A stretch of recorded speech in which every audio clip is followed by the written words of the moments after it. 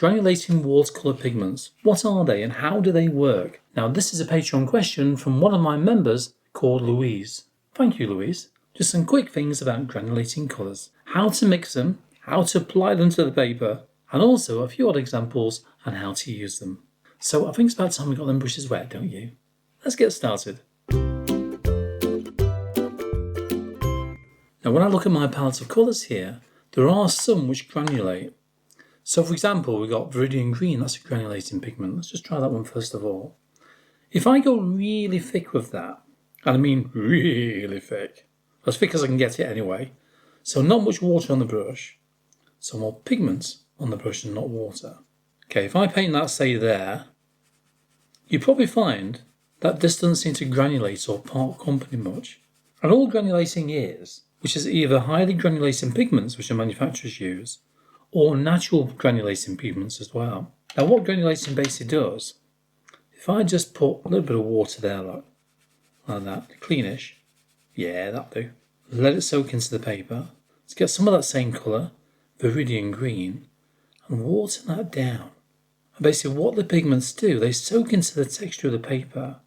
Depending on which paper you use, of course. This one is cold pressed by Bockingford, which I do like very, very much indeed. And you can see the way that the pigment within the paint is separated. Some colours granulate more than others, they really do. So that's by wetting it down first of all. However, if you put water within a mixing well, let's say that one there, grab some pigment, put that in there as well, so it's really watery, a bit more maybe, and try that. And you find that has the same effect as this one. You can just see little pigment particles just kind of popping through there. Very subtle, isn't it, and quite soft. The classic one for granulating is French ultramarine or ultramarine blue, which is this one here. Different manufacturers call it different things, we know. So we'll try that one. So I'm going to go really thick. I nearly went watery then. Really, really thick. Or as thick as I can get it anyway. It's not always that easy with hard pans, is it, to get a thick pigment. So a tiny amount of water and much more colour. We'll wet the paper. Get the same colour again. Just a small amount will do. A bit more maybe. Drop that on. And instantly you can see, look at the way that granulates on the paper there. Look at the texture that we're creating there. This is really useful, especially this colour, when you're painting landscapes and you want to paint a sky. Now very often watercolour manufacturers tend to have something like a PDF paint sheet list or something like that. And what that will give you are all the codes involved that you need to know if your paints are granulating. So I'm just scrolling some in front of the screen, as you can see. I'll do that while I'm just testing out another colour for you. I'm going to try cerulean blue. And you can see from the key on the bottom of this sheet, anyway, for the Winsor & Newton brand, the different properties of each individual colour. So you can tell if it's staining, you can tell if it's transparent or semi-transparent or opaque. There's other things you can look at as well, but the most important thing for us is, does it granulate? On the Winsor & Newton version, you'll find the paint colour has got the letter G by the side of it. You find the same sort of sheet on the Cinelli websites, as well as Daniel Smith and other manufactured paints as well. The Horridam ones is quite good. Now, I'm not a user of Daniel Smith's, but I understand they're very good paints, and also they do have a range, I believe, so I've researched anyway, which are granulating pigments. So it's worth you doing some research on that if you're interested, okay? But there are many other colours that granulate as well. As you can see, the pigment particles have separated into the texture of the paper. They've just parted company, haven't they? They really have. If we use a non-granulating colour, let's say indigo, let's try a watered down version of that. And we'll see what that one comes out like. So this one doesn't granulate, according to the fact sheet which I've found for the Winsor & Newton paints. And you can see already that's laying flatter on this textured paper. You can see the granulation particles within that cerulean blue. You can also see them very carefully when you look within here and the French ultramarine. Look at that. So how do you apply granulating colours? Well, the way I tend to look at it is that if you wet the paper first of all, let's just wet a section down here, and you can infuse different colours together if you wanted to. So just wet it all the way down there. I'll start off, I believe, with a French ultramarine. We'll just tap that to one side like this. You don't need to use granulating colours thickly, because then you won't get the granulating effect like this.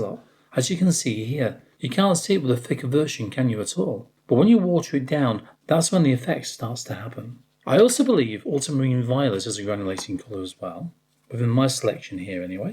It all depends on the manufacturer and what properties they've put within those paints. So this granulates just a fraction. I think it's very subtle. Again, it needs to be watered down like that. And I'm also going to go for raw sienna, which I've hardly got any left there, as you can see. We'll try that one in the middle.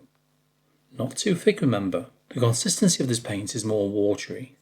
So you can see here there aren't any granulating colour particles sticking through, are there? And maybe a touch, just for fun, of viridian green. Just to show the effects as well. Just playing with those colours. So what you need to do, have a look at your colours that you've got. Make yourself a colour chart like I've done here. Just a bit of sellotape over the top, just wide sellotape is all I've used. You can get that clear book colouring stuff as well, can't you? Then on there, make sure you make notes of what's granulating, what's transparent, which is usually a clear box like that. What is semi-transparent, which is this one here with a line through, half a box filled in. And then opaque, which is a lemon yellow one there completely filled in. By doing that and working out which is, for example, staining, S, like that, then you know at a glance which ones you've got within your colours that granulate and also do other things as well. Then you can apply that to your paintings. You've got to decide then if you want a granulating pigment like this one here, or if you want something smoother, so say for example Scarlet Lake, without that granulation effect. When I'm working with some of my paintings, you can see the way that the colour breaks up on the background. See that? And that one, if you recall, is that raw sienna. But don't forget, you'll have different colours within your mixing palettes as well. This one, you can see the colours broken up there, is the French ultramarine. Now with this one, you can still see where I've got that French ultramarine, but I've also lifted off some paint here and there, whilst that background is still damp. And you can see the effect that you get from doing that, and the way it looks. You can still see the blue of the French ultramarine coming through, but also you can see the highlighted areas as well in between. But that's just an example of how effective a background can be, just by using, in this case, just one granulating colour, that's it. You've got a very simple painting here, and you can see the French ultramarine kind of granulating through there as well. So that's a little bit about granulating colours.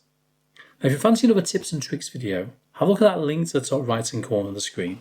I'll see you there.